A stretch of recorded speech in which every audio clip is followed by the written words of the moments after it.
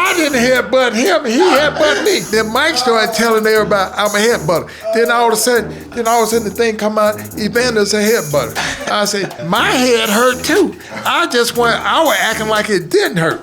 Cause my mama told me what's gonna happen if you give in to that, he gonna do it again. And it worked. That he ain't headbutt me no more.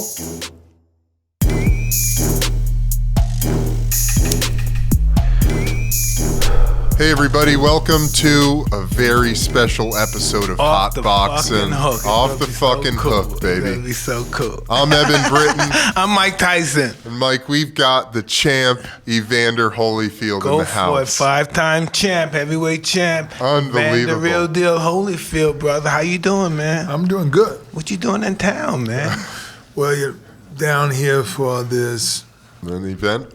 Yes. Awesome. Evan, ask him some questions, man. I just want to first start it off with, I think it's awesome that you guys have this relationship that you have. You know, the battles that you've been through. It's like Clash of the Titans with you guys, man. And talk about a little bit about how you got to this point of being friends after some of the viciousness that you guys went through and put each other through. I don't know. How do you explain it? You know, we've known each other for a long since we were kids. Oh, wow. You know? And I remember, let's just start from the beginning. Yeah, let's start from the beginning. Let's just start from the fucking beginning. This is going to be awesome, right?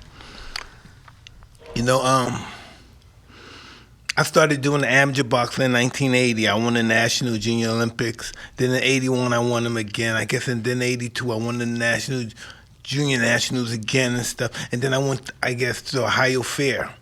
But I fought in some other championships too, and I met these guys. I met guys from all over. I met Todd Hickman. I met Ricky Womack. I met all these guys. Frank Tate. I met all these other amazing fighters from different parts of the country, and they were always successful fighters, the best fighters. We always know when they entered the tournament they were going to win this and that, and we were all winning. Then one day, I came to the Ohio State Fair to fight in that championship. And then everybody had said, Ricky Womack lost, Frank Tate lost. And everybody's like, who beat them? Who fucking beat them? I don't know, some guy named Holyfield, I don't know his name, Holyfield, I don't know his name. They never said his first name, Holyfield, who the fuck is that?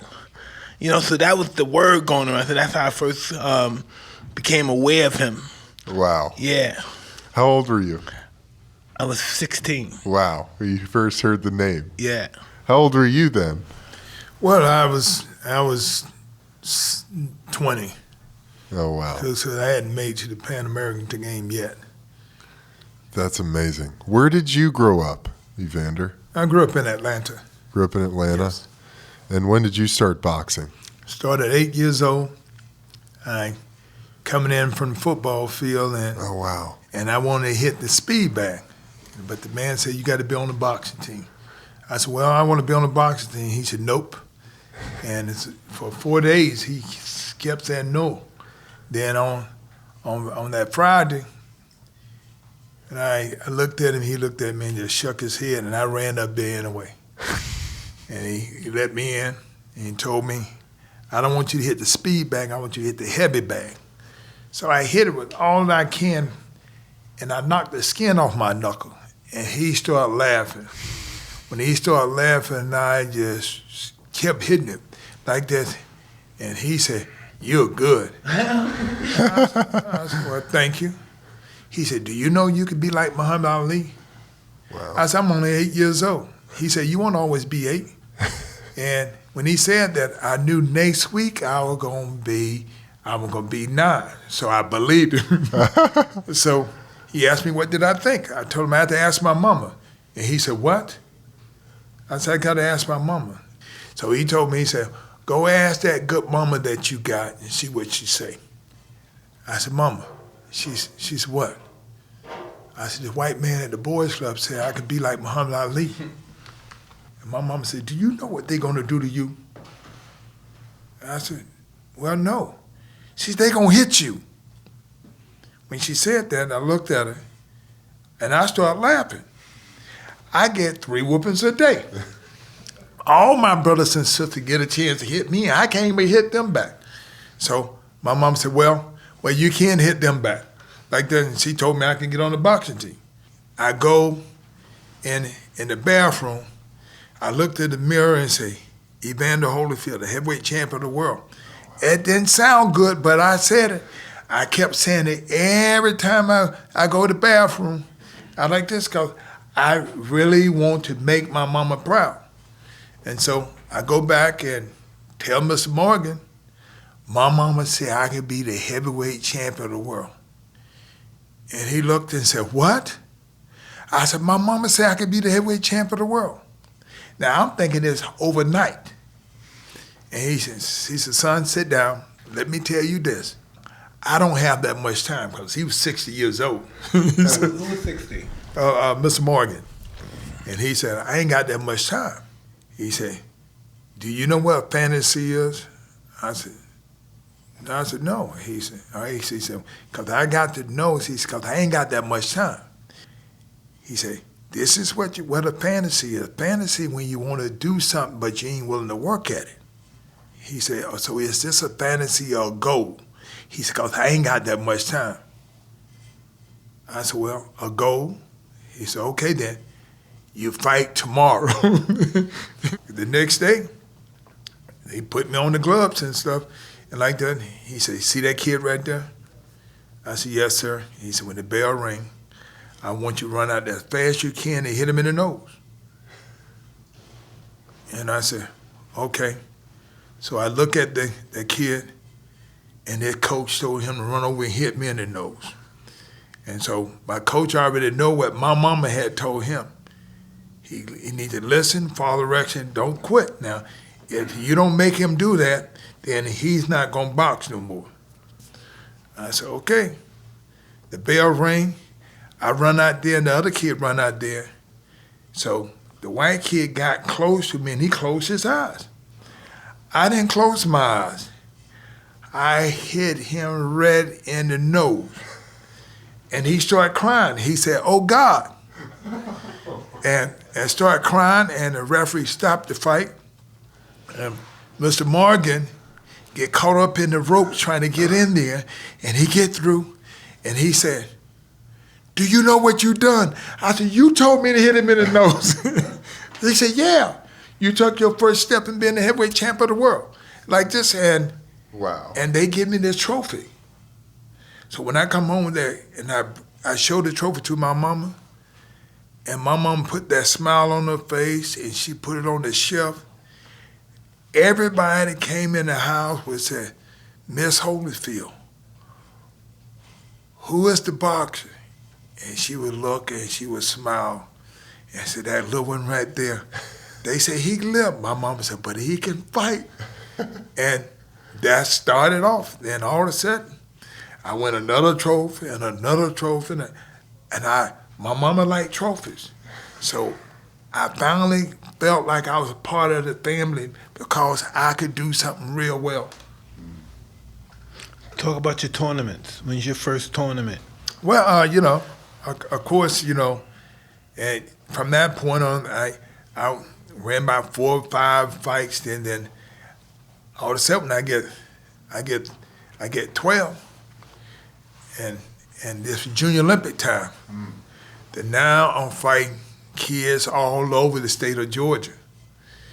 And that's fun though. You see so many fighters you never knew existed, right? Right. Then you had, and everybody's talking. That's such and such. That's such and such. That's such and such. I saw him win the Nationals twice. I saw him win the World Tournament. I saw him win the Olympics. And everybody's names going. Everybody's wearing their badges that they won their tournaments. And fuck the champ of the world. Now. He's just a kid. He's the best fighter in the world. Everybody's losing their mind. Yeah. So here it is.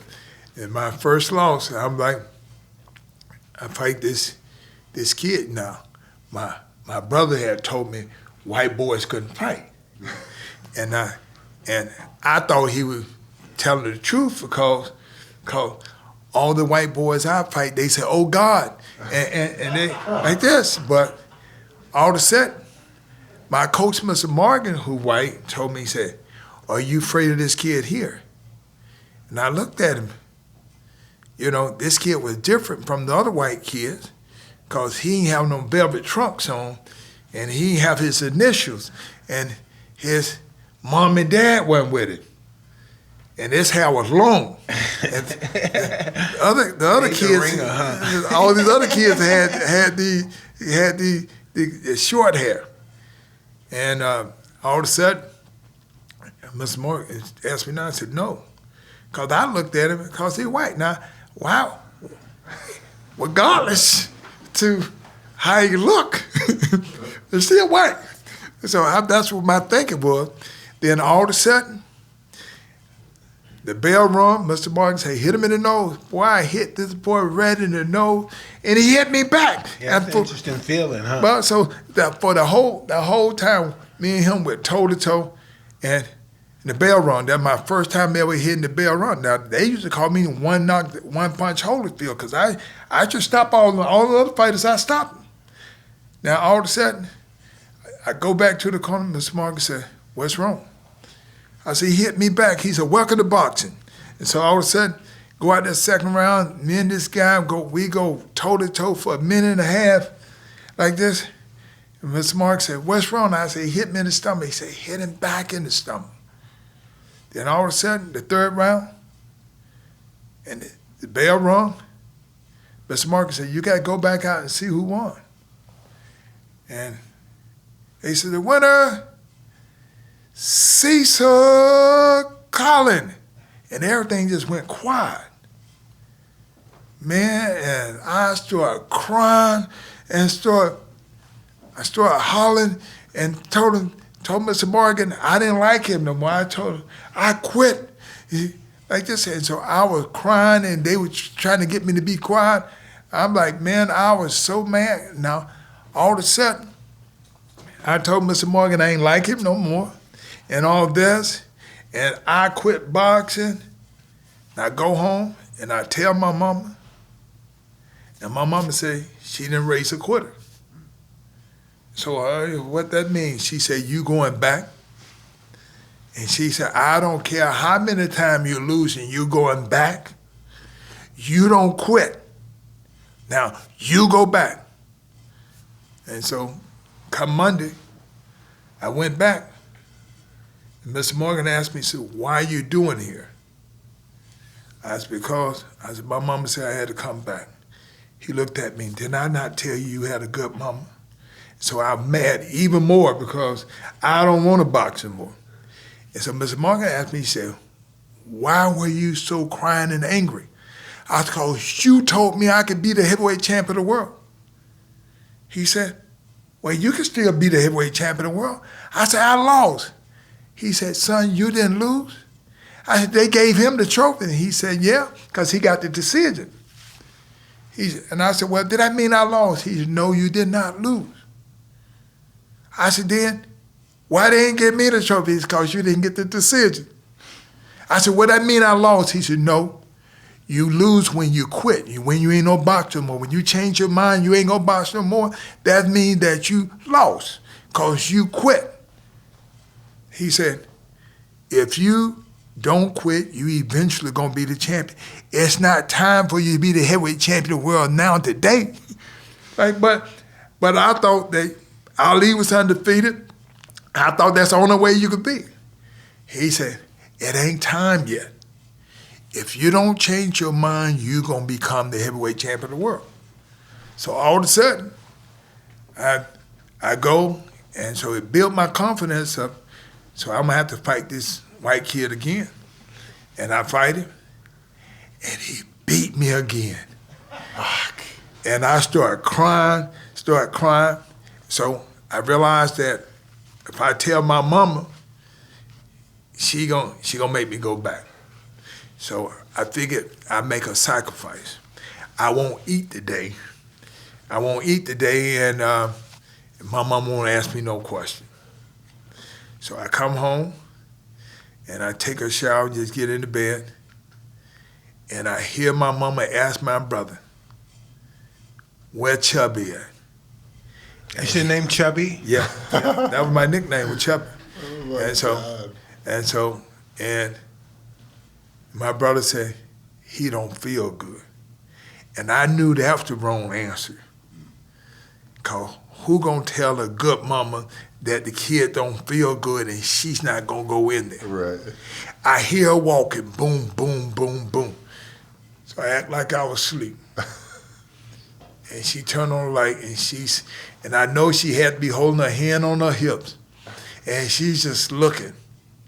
And I'm wondering, when is she gonna leave? My eyes started blinking, and she said, boy, you don't open them eyes, I knock them eyes in your head. I opened my eyes. I said, ma'am? She said, what's wrong with you? I said, I just don't feel good, Mama. She said, you know that's not the answer. And she put her hand on her hips and she said, who won that fight? Oh, no. When she said that, I realized that, if you lie to my mama, it ain't over then. Whenever she find out the truth, you getting to whooping. So I found that I already lost one shot. So ain't no sense again to whoop again. So I told her the truth. I lost. She said, well, okay then, you know you got to go back, don't you? I said, yes, ma'am. So I realized I got out that bed and went on in to eat. Because my mama done found out that that's the only reason why I wasn't going to eat, because I ain't wanted to tell her the truth. So I told the truth and I ate. Then all of a sudden, then I turned 13, and that's when everything changed. What happened? Because what happened when I turned 13, now, this guy Cecil Collins, I was looking for Cecil Collins, because whatever Cecil Collins weighed, I wasn't going to weigh the same thing. So, we used to fight at 100 pounds. So I brought a 5-pound weight with me, because I wasn't going to fight Cecil Collins, because he the only white boy that could beat me. Now, all the other white boys can't beat me. Now, Cecil Collins can, but nobody else. Now, I'm going to dance around Cecil Collins. So I bring this 5-pound weight. So I had 4 of my friends who got on the boxing team. And because they know who win the tournament, get to go out of town. And so this is going to be our first time staying in a motel. So they told us what we're going to do. Yeah, it's really exciting. Oh, shoot, man. That's super exciting. Everybody jumped in there. So all my friends, they ain't fought yet. They don't know that white boys can fight. So they don't know that. So we go to the tournaments, and they go in the weigh-in, and they see all white boys. So now, all of a sudden, they say, Holyfield, we know we gonna beat these white boys. I zipped it up. So I ain't said nothing. They say, man, these white boys, you know they can't fight. So we all win the first night, the second night, and the third night. That's interesting. So all of a sudden, we came to the final. So we had to fight 2 times in one day. I remember we used to do that twice a day. Yep. 3-round fights? Yeah. Yep. Wow. So 3-minute rounds. And so all of a sudden, come that evening, so they take us to Burger King. So we all had Whopper, French fries, and shakes. So the first guy lose, the second guy lose, the third guy lose, the fourth guy lose. So I was the last one. They say, Evander, we had cramps. I said, well, I ain't got no cramps. They said, you still gonna lose? I said, no, man, I would lose, but my mama gonna get me. So your mama was the excuse. I said, my mama said, if I'd be the only one to show up, then I have to do it, man. They said, well, you gonna lose anyway? I said, no, I'm not. They said, you know that guy that Cecil Collins? I said, he didn't show up. Then they said, then what is his name doing right here? I see this kid's name, and I start crying instantly. I couldn't hold back the tears. And then they said, see, you crying already. So all of a sudden, they followed me to the gloving table When they get to the gloving table, they see this white kid. They say, "You see Sakali?" He said, "Yeah." They said, "You beat Holyfield?" He said, "Yeah." "You gonna beat him again?" And he said, "Yeah." Then they said, "I told you gonna lose," and I just started crying right in front of that kid. I started crying, and so the people that ran the organization knew who I am, and they told me I ain't got to fight him. And I said, "No, my mama gonna get me." They said, "They not gonna tell." I'm, now I can try to whoop Cecil. I can't try to whoop my mama. So you're very intimidated of your mother? Oh, shoot, man. But whatever my mama said goes. So you know what? What I did, I prayed. Now, this is how I end up praying for all my whole life. Because my mama taught me how to pray. And one day, my mama was whooping me. And she was whooping me too long. And I called Jesus, and my mama stopped. She stopped. And she was so mad, and I can feel the heat off her face that she wanted to hit me again, but she didn't hit me. And so my mama whooping me again one time, and I called Jesus, she stopped again. So I realized I want to win so bad that I didn't care. And I just said, saying, "Please, Jesus, help me." And my friends them started laughing at me. He said, "He called it Jesus." And they laughed at me all the way up to the ring. Like this, and Mr. Morgan, my coach, didn't say nothing. He said, "Now, you know if you cry, they gonna stop the fight. Just do your best." And I went out there, and I beat him. For the first time, huh? My first time. Wow. And from that point on, I prayed every fight. Wow. Like that. I lost 9 other times, but That's amazing. When did you meet me? Do you remember ever meeting me? I met you in 84. 84. 84. 84. Wow. We both on the losing squad, man. We What? both on the losing squad. Where were you guys? In the Olympic trials. Olympic trials? Yeah. Mhm. Wow. Yeah. That's pretty amazing. And the first time you guys fought, was that first fight? Was that the first fight? What year? 90? Yeah, in 96. 96? Yeah. Yeah. That was your first fight ever. And we sparred. We sparred 1 or 2 rounds. Yeah. Okay, so you knew each other. Yeah. Well, I watched the first fight this past week. I watched it. And, but before that, we got to talk Yeah, more. yeah. Go more. We at the Olympic trials. We're not at the trials no more. We at the Olympics because he won. He beat the guy that beat him twice, so he's on the Olympic team now, right? So I'm watching the fight, and I'm watching him fight. I think it's Ken Berry. Kevin Berry, yeah. Ken Berry. So I'm watching him fight, but I'm watching him kick the other couple of guys' asses before he got to that guy, and we say, "Fuck yeah!" Right? And so when he fought Berry and the bell said bing, he hit them, boom, he knocked him. The guy was already beaten. He didn't really win. That was just a God blessing that he got, that Evander hit him. And for him it was. And then what was I doing? I was walking somewhere and I had some girls around me and I heard somebody say, "Hey, Mike!" And it was him. He was walking down the street and I just saw him lose the fight. He was by himself. And remember we went to a restaurant. Yep. Wow. What'd you guys do? Just sit down, Just chill? talking about our fucking fights. And I remember him saying this. I gotta fucking remember the car.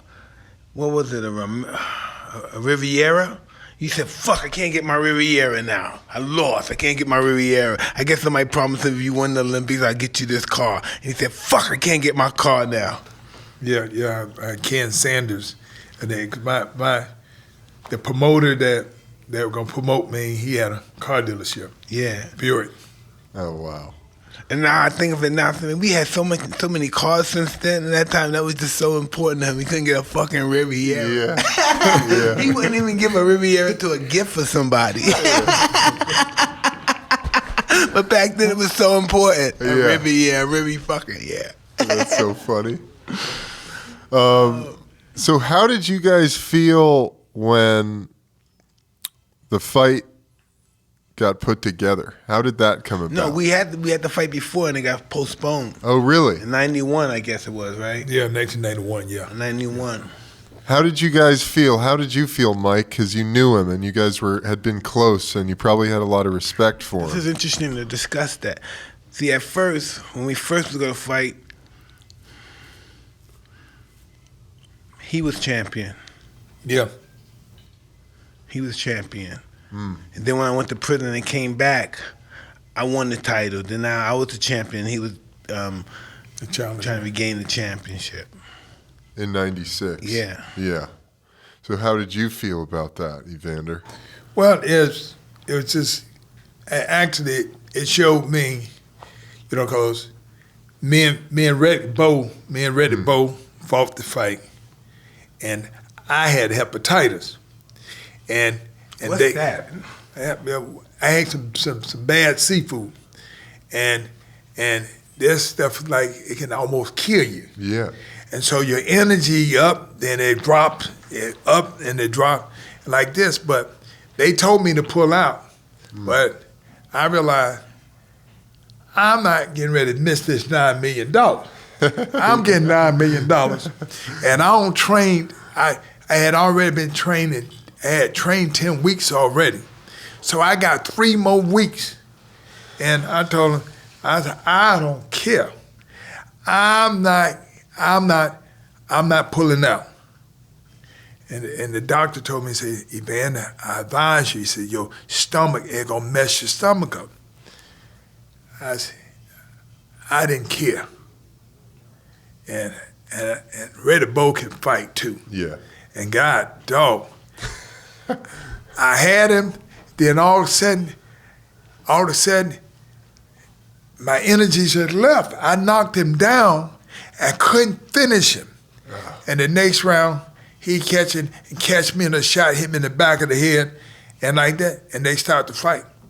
Now, to see him jump around the ring, happy and all this and stuff, and I was like, I was just glad the fight was over. And I knew that life was about recovering. And so I think my next fight, I fight a Bobby Chess. And so Bobby Chess was the first guy that I fought that I was bigger than. So everybody expected me to knock him out cold. But Bobby Chess put up a fight that was tough. But Bobby Chess went back to the corner and said his back was hurt. And then his corner people told him, no, you got something in your eyes. and so he goes along with the story that he got something in the eyes. So they stopped the fight and they tucked my gloves and all on the check, make sure I ain't got no ointment that I put in the thing. But they caught it on the television that he said his back was hurting, and the guy told him he had something in his eye. And they found that it was wrong then.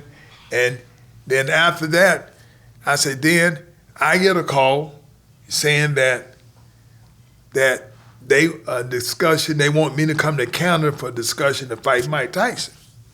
And so, my whole thing, and everybody was talking about, because Don King was saying, Evander got 1 feet in the graveyard and 1 on the banana peel. It's impossible for him to win this fight. And so, What a dick. and that process, and they were still talking, and then it looked like the fight getting ready to take place. Then they go and say, so the Christian people start protesting. Say, Evander Holyfield got a bad heart and all this and stuff like that. They were protesting so much, so they told Don King, you got to send him to the Mayo Clinic. My thought, they didn't want a Muslim to beat a Christian. Oh. And so Crazy. So they made it go to the Mayo Clinic, and the Mayo Clinic came back and said, if that's anybody that can live to 100 years old, our money is on Evander Holyfield. He have no contusions or nothing. He said, we know he get hit, but ain't nothing showing that anything, no kind of effect on him. And so Don King running back with that letter, showing everybody, I got it. And so it just showed that I was in good health. And that's how everything came to the fight being made. Wow. How long did it take because the hepatitis, you got that taken care of before that all went down? What was the treatment for that? It wasn't nothing more at the time. Oh, It's okay. just like my whole thing is that the guy told me, he said, the doctor told me, he said, Evander, you don't want to go in like that. Mm. And I started saying, you don't understand, that's $9 million. Yeah. That's $9 million. I told him, I had never pulled out a fight a day in my life. I had never pulled out a fight. Yeah. And I was like, saying, no. And plus, I had already trained 10 weeks. Mm-hmm. I ain't got them 3 more weeks. Yeah. And so he was telling me this stuff gonna mess with me for a whole week. I said, well, but I got 2 more weeks. I got 2 more weeks for the fight. This is where I thought, and Yeah. I had this thing where that I ain't never want to pull out nothing.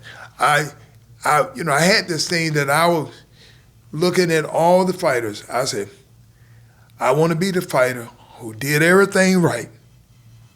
Did everything right. If I did everything right, that's the only thing I can say. I did everything right.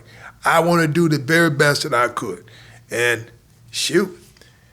And doing the very best that I could, I got tore up that time. And I said, well, I just forgive myself and said, I'd never do that again. I'm sick again. I'm out of there. Yeah. I'm out of there. Well, that probably just goes back to you being a little kid, and not your mom never letting you quit. Well, yeah. What the process was, my mother said, man die only one time, a coward die 1,000 times. Oh, wow. Stand up, son, stand up. Now, don't let this stuff happen to you, because I used to run for fights all the time. So I run real fast. I run real fast and I can hit real hard.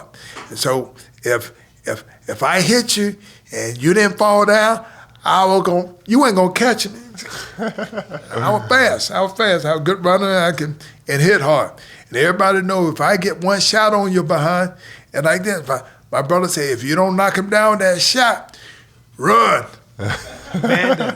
Vander, what did you think when we all turned pro and I just started soaring to the top? So what? What did everybody think? What did you think when we all turned pro in '84, and you made that big professional debut in Madison Square Garden with Mark and everybody, and everybody was winning, and we started getting our cars, and all of a sudden I got my promotion and I just started soaring up. Well, the thing is that it was kind of What were you thinking with the shit I was saying when I was? Well, my thinking was, my whole thing that everybody had their way of doing things. I'm telling you, you had your way and Mark Breland and everybody else had their way. Now mine was a little different. Mine was to be quiet, don't say nothing. My mama says, son, let me tell you something. If you zip it up, you ain't gonna have no pressure. Don't let them get you in their battle. If they get you in that battlefield, they gonna beat you. He said, let them say what they want to say. So I seen everything come around. He never said nothing bad to me. I said miserable things to him. He never said nothing bad about me. Well, because I remember, because cause Mike said on TV, and he said, well, Evander, he liked being around white people because he liked for them to tell him what to do, like this. And I'm like, and it was an ABC fight, and he was saying that. So they got me on it, and they asked me, what do you feel about what Mike said? I said, well, you got to understand. I said, Mike younger than me. I said, Mike really don't know. I said, so I ain't got nothing to say about it. And they said, what? But he said this. I said, but Mike don't understand it. I said, it's okay. And they go, and so after I get out, then this other guy comes and says, he said, man, who told you to say that? I said, I said, my mama said, we don't embarrass each other. Just because somebody else says something bad, you don't do it. My brothers and sisters used to always say something bad about me. My mama said, don't you let them bring you down that way. I said, so that's the whole thing. So I learned to being able to accept people for who they are and see. But Mike was the person that I seen work hard. Mike worked harder than anybody in the gym. When me and Mike on the losing squad, Mike worked hard and knocked everybody out and when they spar with him. So my whole thing, and I was like saying, and I was like, with me, I had my buddy Virgil here. I said, look, hey, come on, man. Let me come back down. Let's go back with Mike them Lee. I want to see how he hit that bag like that for all that time. I said, Mike used to hit the heavy bag, and for 3 whole minutes, he hit that thing as hard as he can, like this and stuff. And I'm like, man, how in the world did he do that? God, dog. I watched him. Everybody say, God damn, he hit that thing hard too. I just get the clock, hold the clock, and then I'm gonna hit the thing 3 minutes just like him. I do about 1.5 minutes or 2, and like something standing on my shoulder. And I was just trying to throw no combination. I used to see you work out immensely hard too. I used to see him we used to work out in Texas, Abercrombie. Remember that? Yep. In Texas somewhere, out in nowhere, Texas. And man, Virgil here, they used to be doing sprints just around the whole thing, man. It must have been a mile. It's one time around there, sprint and all that. It's working hard. It's like a slave camp for gladiators. Yeah. It's working hard. That's all we did was work hard. Just training. It's amazing. Mike, how did you feel when Evander didn't have any reaction to what you were saying? I used to, he's a good guy. I always knew he's a good guy, but I was always ego driven. Yeah. You know, my world was all about me. Everything that happened was about me. You know? I needed people around me. I needed you gotta obey me, this and that fucking shit. Get my car. I needed that fucking, if I didn't have that, I was nothing. In other fights with other people, when you would do your talking, would anybody react to that? Or were people kind of scared of what you were saying? Well, I want them to react. Yeah. That was the game for them to react. Yeah. And stuff. Yeah. Well, that's why I think it's interesting, Evander's approach. He was like, hey. No, he didn't react. I want people to react. I wanted to get in people's head. Yeah, you wanted people to be like, oh, yeah. And he was a professional. He would never. Yeah, that's. Actually, my mama told me. My mama said, "Let me tell you something. Don't let him get in your head." He said, "You zip it up." Is it about me? My mama told me. My mama didn't know nothing about boxing, but she said, "Look, don't let him get in your head and get you to be like him. He wins the fight if he gets you like him." He said, "Look, his job is to get you to act like him, and he gonna win his fight if you get him like this." He's like, "No, you don't get angry. Don't act like you angry, and don't let him talk you into it." Yeah. Like that. This is what my mom said. She ain't know nothing about boxing, but everything that my mama told me worked. Yeah. She said, "All right, now, you don't sit here and get into somebody else's game. Don't say nothing. It's okay. Let them wonder what they want to wonder." She said, "Let me tell you something. If you just be quiet," he said, "they mind to get them themselves. You ain't got to say nothing. If you don't say, just don't say nothing." Yeah, no, I think that's a masterful technique, man. Well, it's interesting to me watching Mike's fights and then watching you guys fight. And most of the fights you've ever been in, Mike, it looked like you just outmatched your opponent with energy and tenacity. But in your guys' fight, Evander was fucking bringing that same energy and intensity. And how did that feel for you as you were preparing for the fight? Because you guys knew each other for so long. And what was your mentality like preparing for that battle? I don't know. It's what did I say? I said, fuck, this fucking guy can't beat me. What the fuck am I worrying about this fucking guy for? You know, what was I waiting about? What happened? I came out of prison. Right? And I beat, who did I beat? I beat 3 guys, and then I got 2 belts. I unified the title, and then I guess they stripped me for one of the belts. Right? Yeah. WBA, they stripped me for one. They didn't want me to have all the belts. Listen, man, they hated on me so bad when I first came out, because I came out with a vengeance. I think everybody was the fault that I went to prison. It was everybody's fault I went to fucking prison, and everybody treated me bad when I was in prison and talked bad about me and this and that and this and that. So I came out there like I need revenge, and people have to respect me and all that bullshit, right? So I was in there. I thought I was mad. I'm gonna win this fight. But when the fight started, I hit him in the body. Do you remember? I hit him with a great body punch. And then he came back with some shit. He had kept fucking shit. I said, oh shit. And then we were fighting, and something happened. I threw a punch him in the body, and I went down, and when I was down, the referee started counting. I said, you fucking asshole. I said, I was yelling at him, and then he went back to the corner. And I said, all right, we're fighting. And then we went fighting. And a couple of stops, he counter punched me with some shot. I couldn't feel the punch. Boom. My legs were going all over the place, but I wasn't going down. I kept coming back. I wanted to fucking bite him then, right? And I was just we were just fighting, and the referee stopped the fight. Oh my God. Evander, how about you? What was your mindset and your game plan going into that? Well, the thing is that I realized that Mike worked hard, but I started seeing when they got rid of Kevin Rooney, and so I realized that's when I started realizing, oh, he normal now. Mike step off his right foot, may hit you with something. So they put Mike in a kind of like a pattern, a 1-2. Before he do something, he gonna go this way, then this. And so I know what to look for. At first, it was always like, you don't know which hand he gonna punch with. When he started going, he was shifting like this, so he can punch off this side and this side.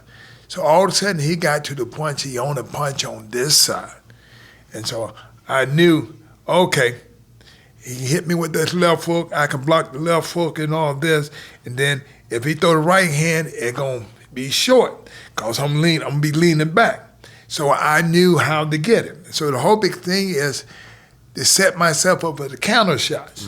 Okay, if he beat me to the shot, then I knew what he gonna do. So every time he fights somebody, I never miss not one of Mike's fight, because my mama said, you can't wish some people away. If a person is good, you think they just gonna fade out? My mama said, you're gonna face them. They're not going anywhere. So you can't wish people away. So I realized that she said, you're not gonna wish him away. He gonna always be there. So I realized that, and he was. But Mike, the only fighter that I watch all his fight. So there was no ifs, ands, and buts. There ain't no way out. So you have to prepare yourself for the people who's not going nowhere. And I would go in the fight, and I was fighting him. I go to punch, boom, and he hit me. I said, how do you do that? How the fuck you do that? What happened just now? What did I do to fucking fuck up that I got hit like that? Yeah. You could see in the fight, I mean, you knew your opponent very well, you know, and you could see that you had watched all his fights. Well, I mean, that's, you know, studying, but. Well, it's one of them things where that if Mike, the only person that I'd seen went through the things he went through, that they told him he couldn't. Mike was shorter than everybody, and when he was fighting heavyweight, and in amateur, they made him fight a style that he couldn't do, never get punched. They told him, no, up, stop, get up. When he tried to get low, they make him stop, get up. And so they made him fight straight up like this, and his arm is shorter than people, so how he gonna hit the guy? But somehow he would find a way and get a good one in there and knock him out. So all of a sudden, and so I realized that he'd been tested more than anybody else. So, but one thing that I knew that inspired me to be heavyweight is called, if Mike can do it, I can do it. I ain't nowhere in the world, if he can become the heavyweight champion, I can, and my arm's longer than his.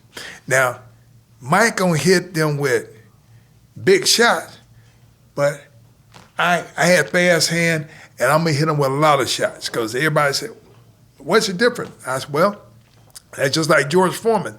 They told me he throw boulders. I said, yeah, but I throw a lot of rocks. I'm gonna hit him with so many rocks, he ain't gonna be able to throw the big one. What was that like fighting with George, man? Well, he was so much stronger than me. That must have been crazy, right? Well, yeah, he took all the shots. I could pull it, and then I hit him one time 18 shots, and he took them like this, and I'm like, and everybody said, well, what happened? I said, long as I'm throwing shots, he gonna stay covered up. So I ain't got to worry about getting hit with nothing if he stay cover up. And that's the whole art of the game. If you hit that guy, the other guy gonna go defense. That letting you know that you hitting hard, because if you ain't hitting hard, they'll fight with you. So I was willing to go punch with anybody because I had quicker hands. But only person that could match my speed is Mike. Amazing. You're awesome counter puncher. You know what counter puncher is? Yeah, he's an awesome counter puncher. Probably the best ever. Wow. Incredible counter puncher. That's amazing. How do you train that? Just watching film and understanding what a guy's tendencies are? No, the thing is that my mom always told me, she said, you don't never know who you are until you get tired. When you get tired, who gonna muster it out? Who willing to go through the unnecessary thing? Your mother was like a typical Nuke Rockney or something. Yeah, right? yeah, totally, like man. Nuke Rockney, you know. We gotta do it. We gotta fucking do it. But my mom was like that with me. She said, "Boy, stop making up excuses. You know, either you're gonna fight or you're gonna sit down. You know." 'Cause I was the youngest one in the family. Every time I go, my brothers and sisters beat me and everything. That's so Mama, funny. stop complaining. You know, I know they're reading Alexander the Great and Napoleon. They were afraid of their mothers too. Yeah. A couple of those big time guys, they were afraid of their mothers. They had strong mothers, man. Yeah, Nero too. He was afraid of his mother. Wow, that's really interesting. Was there any headbutting in the first fight? Fuck yeah. Hell yeah. You was headbutting. Yeah, I did headbutt. Because my whole thing is that I don't lean my head forward. I realize that you got every time something happens, it's something my mama done told me. She said, now. Mama used to say that. Like what my mama said, when he headbutt me, you know what? My mama said, just smile, act like it didn't hurt. They won't do it again. But if you show them pain, they would do it again. So you know what? He headbutt me the first time. So everybody said I headbutt. I said, how in the world they gonna say I headbutt when you see him jump off? He jumped up and headbutt me. Then he go, oh, like this, and I'm like, I should just common sense. I didn't headbutt him; he headbutt me. Then Mike started telling everybody I'm a headbutter. Then all of a sudden the thing come out, Evander's a headbutter. I said, who in the world who got eyes didn't see that he jumped up and headbutt me? God. My head hurt too. I was acting like it didn't hurt.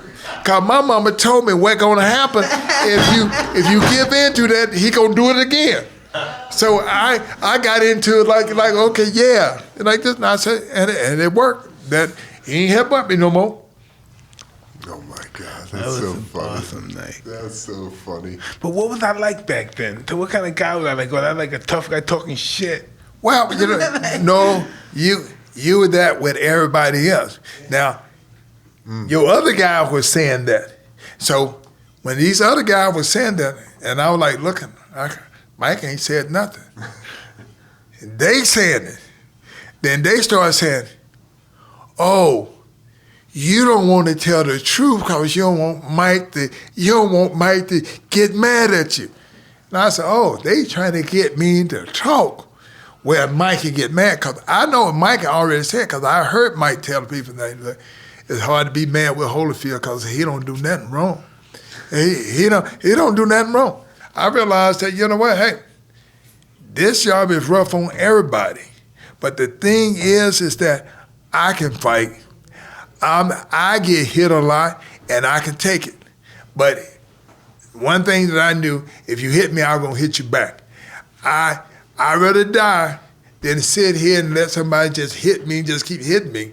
I realized that, nah, I don't really want to go to jail because I probably ain't going to get out until I get in there, because they hit me, I'm going to hit them back. And so, as long as I got breath in my body, I'm going to get you back. I'm going to get you back, and so whatever the situation is. So my whole thing is that my mama said, son, the mentality, don't put yourself in a situation, because he said, you get behind them boys, they all going to jump on your eyes. And I probably ain't going to get out because I'm going to get them back. But so my mama said, you got to let the revenge be the Lord. Now remember that. They catch the second person all the time. So tell me, how's your life been since you've been champ and all that stuff? How's life been? Let's say 10 years ago, 15 years ago, and up to now, how's life been? Life always been great, because the whole big thing is me displaying that I will forgive. Because that's all people ask me, how in the world you can forgive somebody? I say, everything that ever happened, at some point in time I did it. I said, now, Mike bit me. I said, now, I bit somebody too. Thank you for forgiving me. Thank you. It just went on TV. I bit somebody, just went on TV. Did you really? Yeah, I bit a guy in the shoulder. He dropped me, and I didn't know when you had a concussion, you'll bite too. I said, the guy dropped me, and I got up, and when I got ready to swing it, he grabbed me, and I bit him right on the shoulders. Like this, and because as soon as that Mike bit me, and this That's guy back then. You doing it for a trophy. We doing it for $50 million. Okay? Yeah. Okay. Yeah. What the fuck? Yeah. But the same thing. You know what the guy said? The guy called me and said, "Do you remember when you bit me?" I said, "I sure did, bitch." I said, "You shouldn't have grabbed me."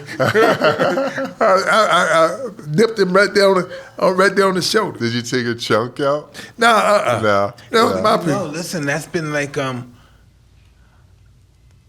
I've been this is so interesting, right? How many people have paid me money to take pictures biting their ear? Yeah. I recouped my $3 million I was penalized for. Wow. Wow, Mike. Yeah. That's crazy. Trip. That's crazy. Why would you want me to take a picture biting your ear? That's just crazy. That's crazy. And they pay you for it. $250. I mean, it's gotta be 2,000 people. It's gotta be one of the most iconic moments in fighting. Do people take pictures? They want to bite your ear or anything? Well, they asked. I said, "No, I don't." I said, "I don't want to remember for that." Yeah. I forgave him. I said, "Yeah, I forgave him." I love that. I think we're making some ears. You might be in business with. We're gonna make some holy ears, some edibles. ears that got a bite taken out. A little ear with a bite taken out of it. Holy ears. We got to take a mold of your ear, Evander. Well, I can do that. All right. It was just nuts back then. But my life was crazy back then. It's amazing that you guys have just had this relationship, and you watched each other fight and had a lot of respect for each other, I can tell, and then you fought each other twice. Since the amateurs, we've been watching each other fight. That's amazing. Yeah, that's amazing. Amateurs.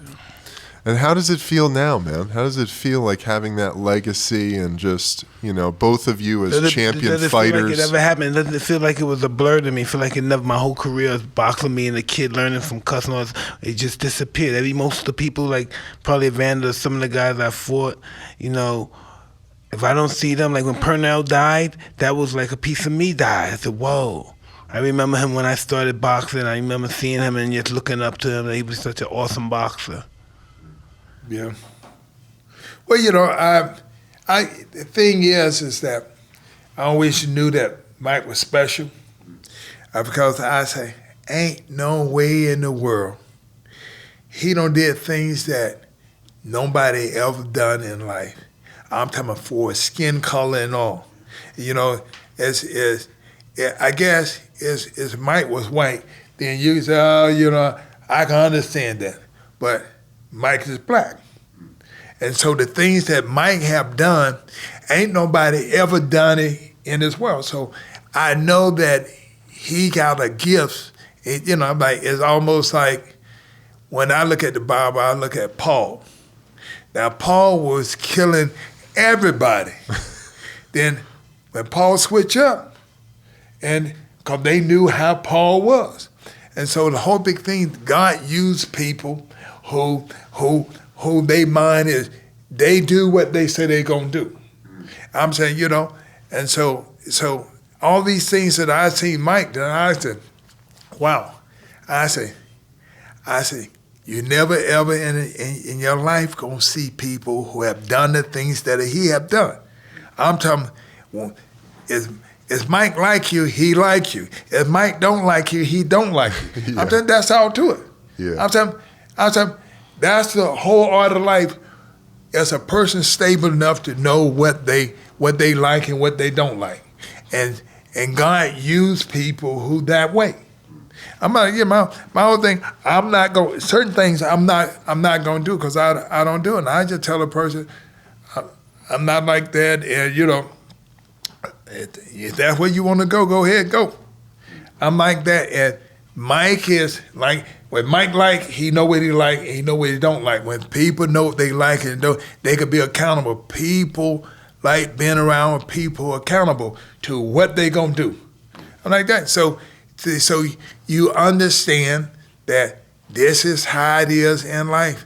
I never have no problem with anybody who being the way they are. Okay, you that the way, then you ain't got no, just this is the way I am, holy. Okay, then I can love you for who you are. Because the whole big thing, because that's what it is. Because, because that's what life is really about. Can you like people for who they are? Then if you know that you don't like it, then why are you around them?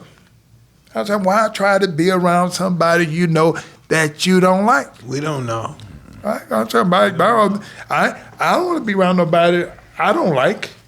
Maybe we don't like them, but we believe we don't like them. Because why are you there? Why are you here? Why have you been here all this time? Well, I can put up with people. But that's, my mom always told me, she said, look, these are your brothers and sisters.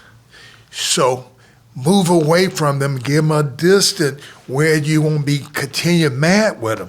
Because, you need to give them a distance. Your mother told you that? Oh, yeah. You got to get a distance between you and people that you don't like. That sometimes, Yeah, absolutely. You shouldn't fight your brothers and sisters because you know your brothers and sisters. You know how they are. There ain't no sense pretending that I don't know how you are. So we don't ever have to fight if we respect each other for who they are. And so this is what love have to do. All right, then when you start acting your way, then I go home. I ain't got to spend the night over your house. We ain't got to stay in the same house. We go back when we're in a disagreement, we split up.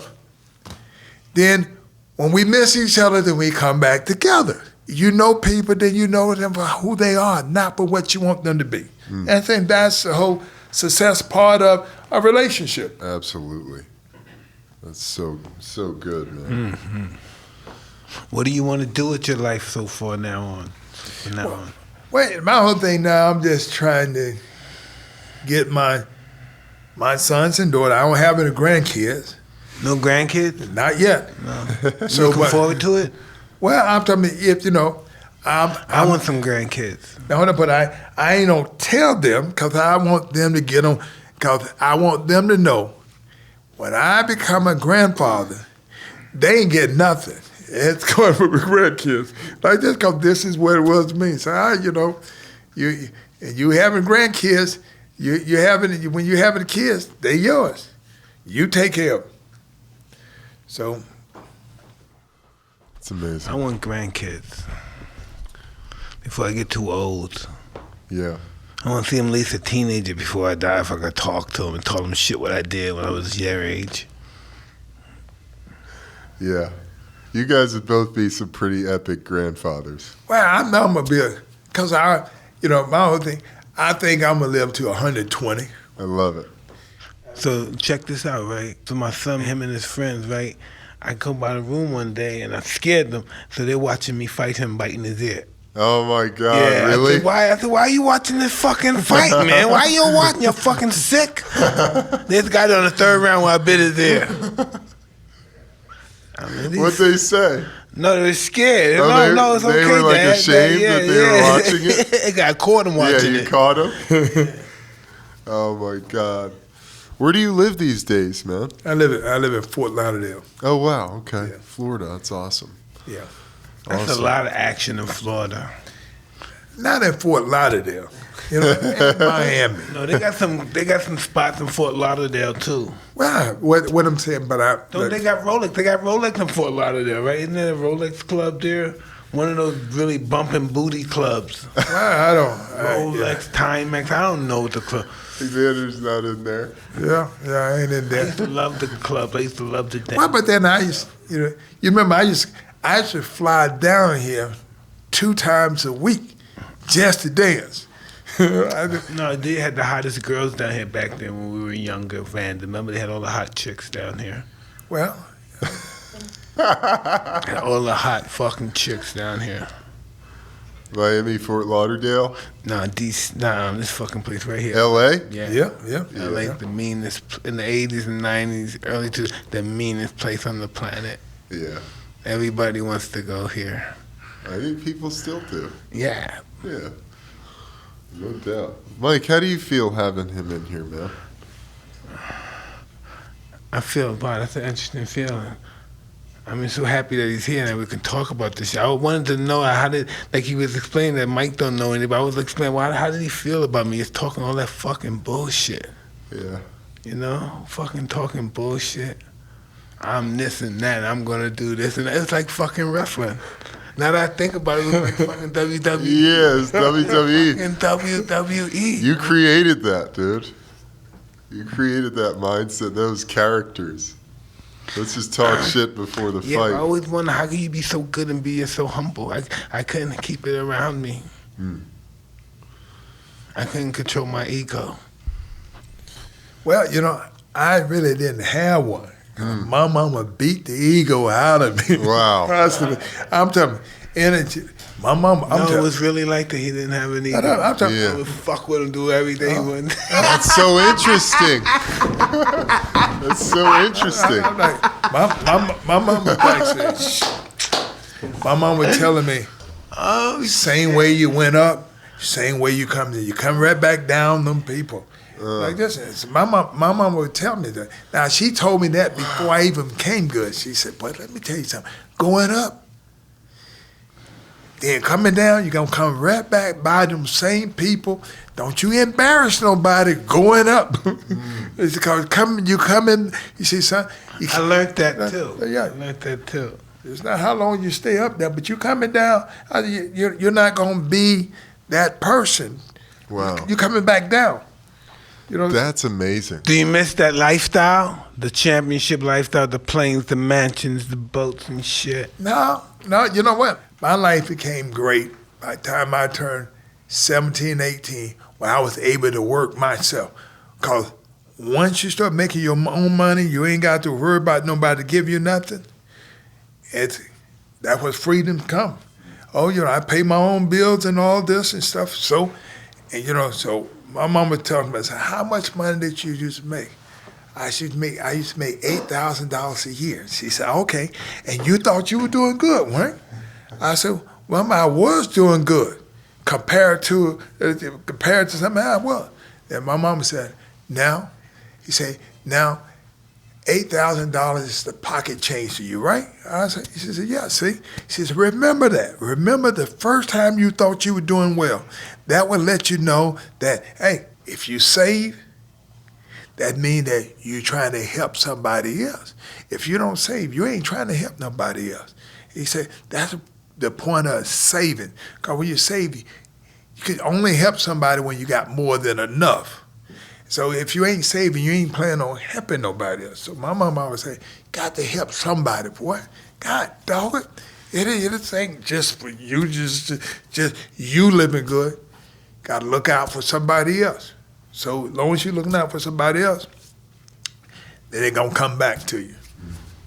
That's humility, you know. I'll give you all my money too, but you got to tell me I'm great. You got to tell me I'm beautiful. You got to tell me I'm glorious. You can take all my money. You can stroke my ego. You can have it all. I'm a sucker. I'm sorry. It's really incredible to see you two guys together and hear, Evander, how you came up and how your mother was such a huge influence on your mindset. And then, getting to know Mike, it's like you guys were yin and yang when you got in there. It's pretty amazing. It's really beautiful to see you guys have this relationship. Though. You can't imagine that this stuff now wasn't as big as this stuff. They made more money, and maybe more people saw it, but it was if you had the atmosphere from that event and the atmosphere from any other event passing that, it couldn't compete. Yeah. Not even in the same atmosphere. They couldn't breathe. It's too high. The air is too thin where we were. Yeah. Only a select few can reach that level. Yeah. Yeah, man. It's special. It's really special. Well, when I look at it, I was telling people, I see, our era was the best era. Because you know what? I said, Mike became the youngest heavyweight champion of the world.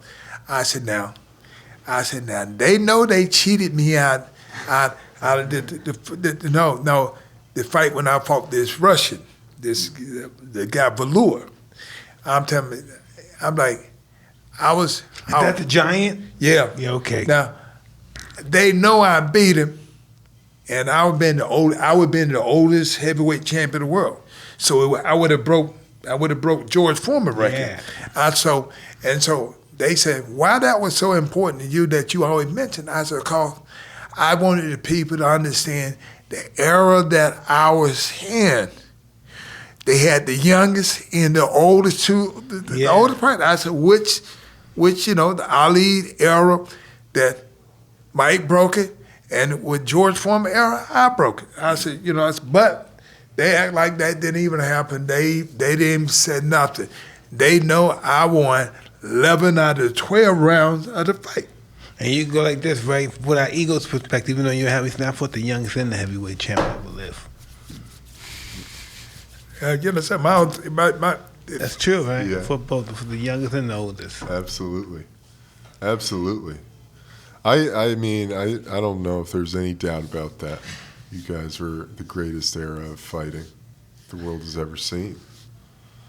As of now, what I'm saying, as of now, because, each generation get better. Right. Mike said that yesterday, too.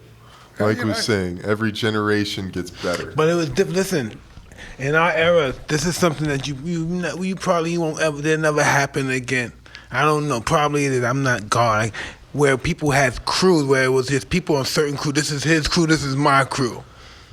Throughout the whole world. Yeah, the world. Yeah, and they're bickering and they're betting and talking shit and fighting to all the world. Yeah. That's crazy. Yeah. I remember when I was a kid, going to somebody's house for a party to watch that second fight. And people were mind blown when it got stopped. It's going nuts, huh? People were nuts. It's You know, so amazing. I think, I guess the interesting thing to me is that even in my family, there's a lot of people, for Mike, they sit there and they used to tell me, say, see what's going to happen when you fight Mike.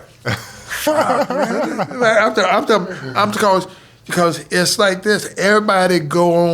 People go on their lifestyle. Now, when you get upset, you go off on people. Now, and my brothers and sisters were like that, So We're ghetto people, man. I'm Ghetto people. but we got the same mom. And so my mama said, shut the mouth. Now, so I shut my mouth. I was the only one that was just like this. And they would laugh. So they whole big thing was telling me, let's see when you fight, Mike. They were telling me, all right, let's see what happens when you fight Mike. That's so crazy. So I ain't said nothing. So, of course, when I fight Mike, I win. And so they see me and they go, you know I was for you. I said, I know what you told me. I know what you told me. I remember. Like the song, I don't get mad, but the point of the matter is that I realized this. Only thing that I'm like, everybody know that Mike get ready to fight. Y'all need to be quiet, cause Holy gonna watch the TV when he don't want nobody to say nothing. Because I like seeing it. 'Cause my whole thing is I know what's gonna happen by how these guys start looking and all this. I said, okay. He gonna get hit that body shot. Like this, I said, he'll get hit the body shot. No, it's so ironic. I remember when I was young, I used to do that. I used to watch all the champions and the guys I was gonna fight. I even go to their fights and just stare them down or their family down before the fight. It's just weird. You know what I mean? It's looking crazy before they fight because I'm gonna have to fight them one day. Yeah. Yeah. That's how, my whole thing is that my whole thing, I tell my son who boxes, I said, look, you go to fight. I said, you don't go be trying to friend with the guy. You go to fight to see and pick up what you can pick up on him. I said, you may be fighting him. I said, no. I said, I knew the guys that I wasn't gonna fight because they were too light. They ain't gonna come. They ain't gonna gain that much weight like this. And I said, but a weight division behind me and a weight division up, I said that means that at any given time you may be able to fight him. I told my son, I said, I didn't talk much then. I said, 'cause my mama said, you giving up information and you try to be friends with people, talk to people. I said, I would look at people like this and they start thinking that I may be crazy because Yeah. I didn't say much. Yeah. I said, my mama told me not to say nothing. She's just look up. Don't say much. Let them just think what they want to think. They mind or defeat themselves. Just don't say nothing. Look at it. Hey, check The this out. silence is as powerful as the roar. I was champ, right? I was champ, right? I used to like girls a lot, so I was champ. Tell us about some of your experts. I'll be a guy like me, for instance. I'll go through an airport. I'm through my airport, right? And I'm walking there trying to get to the airport, and somebody may be taking some pictures, want some autographs. I'm taking pictures of everybody. I'm walking, and I might walk through.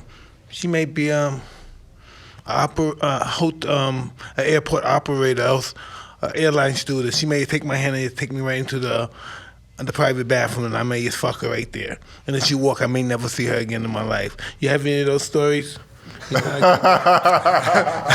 Have none of them. No. But I don't have them stories because the fact of the matter, you got to understand. My mom would say, look, you represent me. She always tells me, you represent me, and you represent how I would be. So all my whole life, from the time when I was 16, 17, my mom would say, look, I used to be bad, but I ain't bad no more. Oh, really, man? You know, like that? When I was a champ, I was so in love with my dick. I was so in love with my dick, I just couldn't wait to use it. And you were that mellow, oh, fuck, God bless America. I just couldn't wait to use it. You know, that's one thing. To each his own, man. Well, I want to say, my whole thing is say, hey, I realized that's the kind of mother I had. And she said, whatever you do, you're making everybody think I'm like that. used to be like that. I'm not like that no more. Yeah, my mother was like that, so I guess that's why I'm like that. I'm not like my mother. Man. Evander, what do you do these days, man? Yeah, what do you do, dude? I'm not trying to, but I got some business deals that going around that looking good. So I'm just hoping that they pan out. I don't want to say nothing before time. Don't want to jinx it. Don't jinx it. But it's not, somebody used to tell me that jinx it, but it's not by jinxing. It's about knowing when to speak and knowing when not to speak. Because you tell somebody your stuff, then they go trying to get in it too. So I think that you keep your guard up all the time. No. It's just like you got a good situation. You got this ranch. This was working for you. And so the whole big thing is that, all right, he don't move on, he getting ready to prosper. His family gonna prosper because he don't set something up for them. And so I'm pretty much doing the same thing. But yours already happening. Mine ain't yet happening. It's just like you became the heavyweight champion before I did. And I'm like, it's not like I believe I'm going to be the heavyweight champion of the world because you became the heavyweight champion of the world. Because I'm like saying, if he can do it, I can do it. And so that's it. So the whole big thing is now who go first. It's like learning from the person who went ahead of you that you can make some things happen and that they didn't make happen because you learned from them. So it's now who go first. Everybody gonna get the opportunity if they don't quit. Yeah. So I know I'm not gonna quit. Yes, I believe that. Yes, don't quit. That's Don't quit. awesome. You know how many people quit every day? A lot. Give up, may just put a needle in their arm, may kill themselves. Say, I can't take this shit no more. A lot. It's not going my way. Can't take any more of this pain and suffering of not achieving my goals. Yeah. It's awesome to have you guys in here to share the knowledge and share your experience. All right, we got to wrap it up. We got to go. All right. Well, hey, Evander, Mr. Holyfield, champ, thank you so much. Thank you so much for the time. All right. It's amazing to have you in here.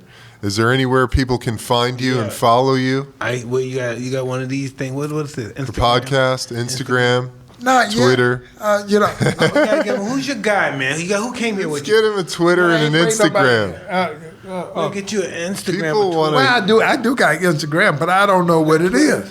Okay. Evander Holyfield. Evander, I'm the same way. I was like lost. What the fuck is the Twitter? How do they see me? Let me look at my Twitter. What's open on my? I don't know. I don't know how many followers I got, but they tell me I need to have this. Yeah, no, it's crazy. I don't know who's on my Twitter. I don't know who's following me. Who am I following? But they said I need to have this in order to get some money and get successful. That's what they told me. A fucking Twitter account for success. I know, it's ridiculous. Success for me is just running 10 miles. Yeah. You talk about a fucking Twitter account? I know. It's ridiculous.